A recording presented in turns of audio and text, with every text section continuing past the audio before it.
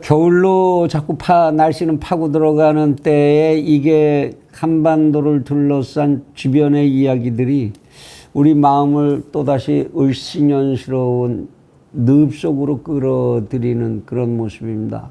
채널 이스라엘의 하석영의 단도직입. 오늘은 이 또 우리의 지정학적인 문제, 이 문제를 다시 한번 돌아보지 않으면 안 되는 상황이 생긴 것 같습니다. 최근에 이제 북쪽에서 미사일 발사를 뭐 아주 신나게 이렇게 저렇게 온갖 거를 다 실험을 하지요. 드디어 잠수함에서, 전투용 잠수함에서 직접 SLBM 탄도미사일을 발사하는 실험을 했습니다.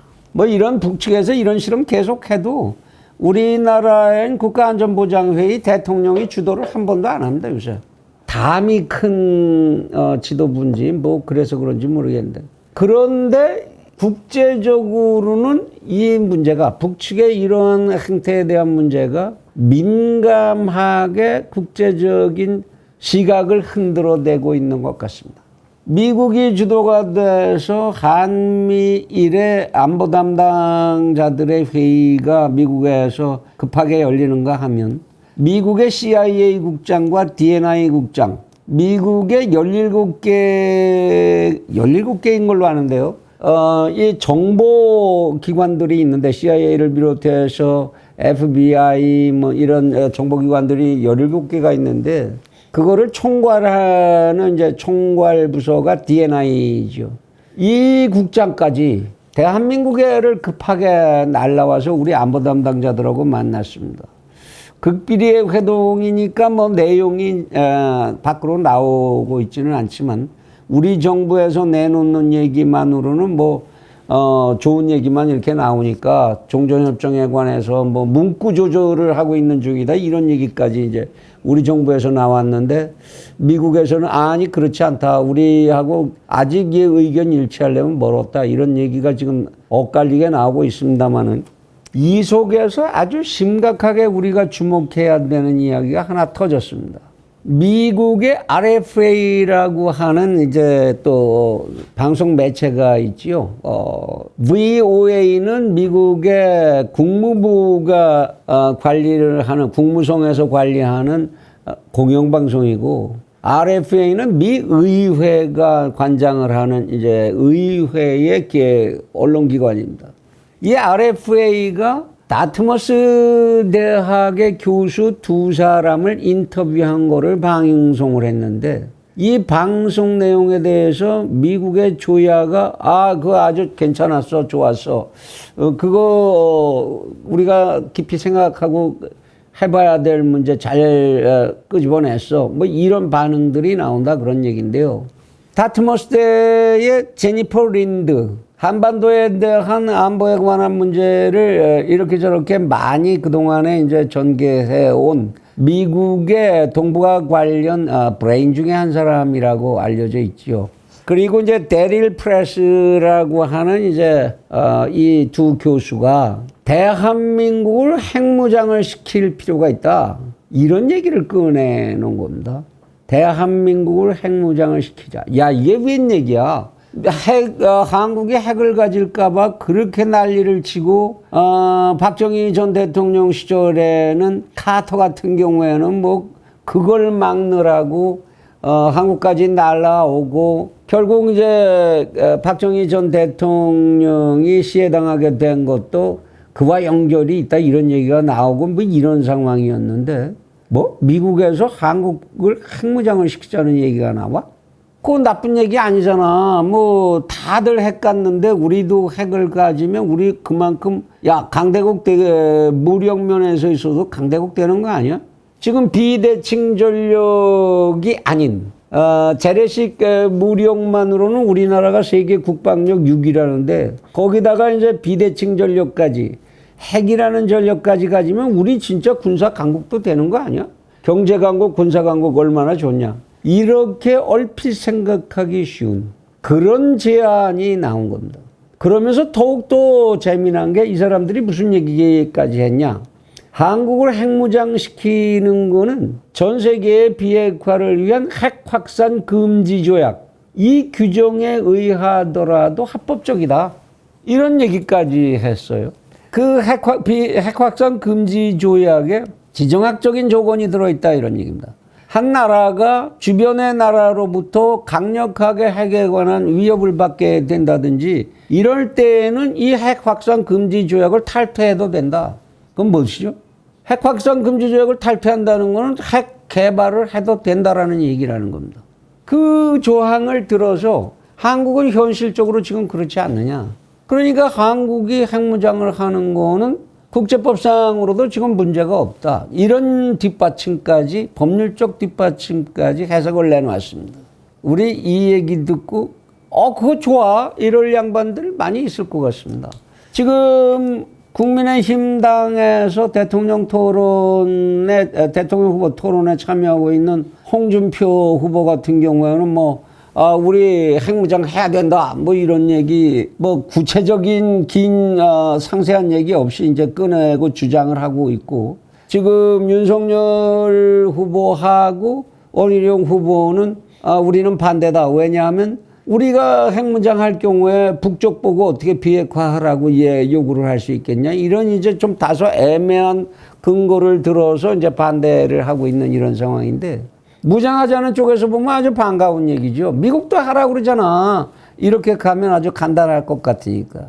그런데 여기에는 두 개의 중요한 아주 위험한 함정이 있다라는 거. 우리는 그 생각을 해야 한다라는 겁니다.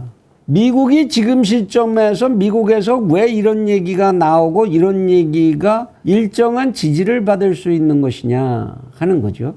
미국은 지금 사실 북쪽하고 협상, 대화, 외교 계속 해왔는데 풀지 못하고 있습니다. 마땅한 대안을 갖고 있지 못하죠. 그렇다고 그냥 갖다 무력으로 치자니 중국 눈치가 보여서 그것도 마음대로 못하고, 미국이 지금 중국하고 싸우는 데 있어서도 굉장히 이제 우파 매체들 쪽에서는 그래도 미국이 한 수위지. 경제력이나 무력이나 현재로서는 한 수위입니다. 그렇지만 실제로 전쟁을 들어간다면 전쟁할 수 있겠느냐, 중국하고. 그것에 있어서는 미국이 자신 없죠.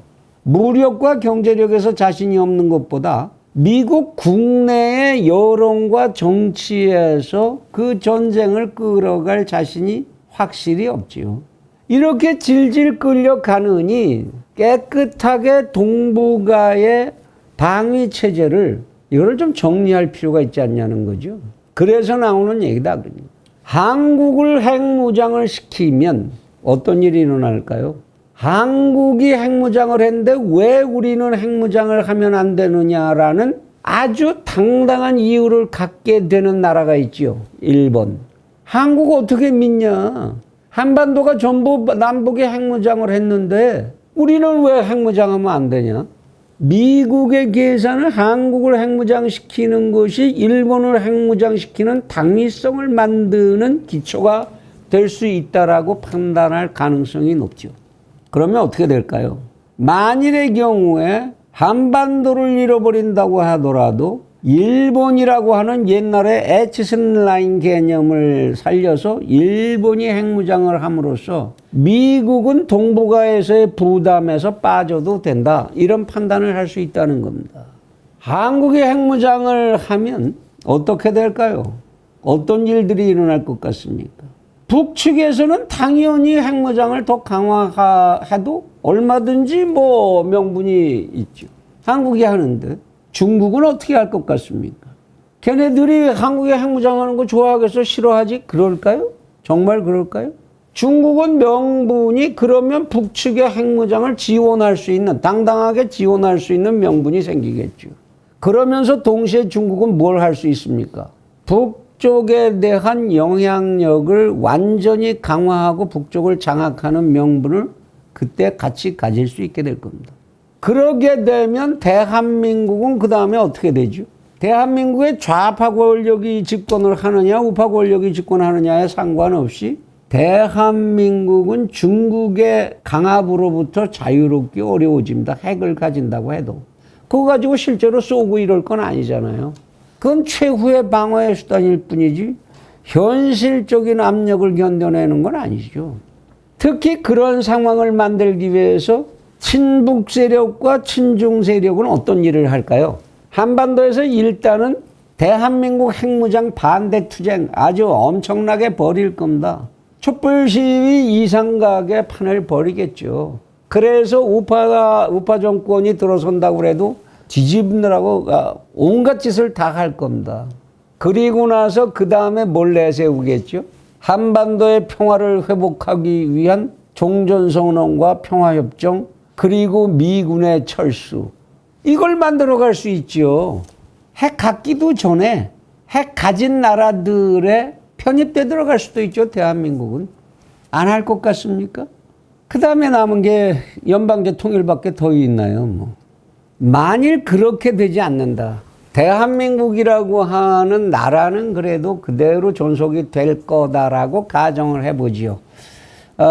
친북 세력과 친중 세력이 성공하지 못하고 미국이 거기에 개입함으로써 존속은 하게 된다고 치죠. 그런다 할지라도 대한민국은 동북아에서 어떤 나라가 될 것 같습니까? 어떤 위치가? 일본이 핵무장을 해. 북측에 핵이 강화되고 중국이 지배를 해. 한국도 핵무장을 했다고 치자고요. 한국은 그래서 얻는 이익이 뭐겠습니까? 아니 미군이 철수 안 했다고 할지라도 이렇게 주변을 전부 핵을 강화하는 상태를 만들어 놓고 그 속에서 대한민국이 취할 수 있는 이익은 뭐가 있겠습니까? 이제 대한민국이 핵을 가졌으니까 이제 평화가 오고 안전하고 스위스 같은 이런 이제 중립성 국가가 될 거야. 그럴까요?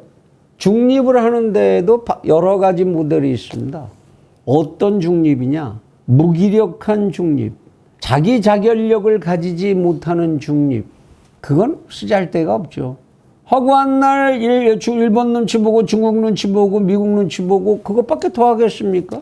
핵 가지고 있는데 그거 가지고 그걸로 다 그러면 진짜로 쏘고 뭐 우리 이익을 위해서 뭘 쟁취하고 그러겠습니까?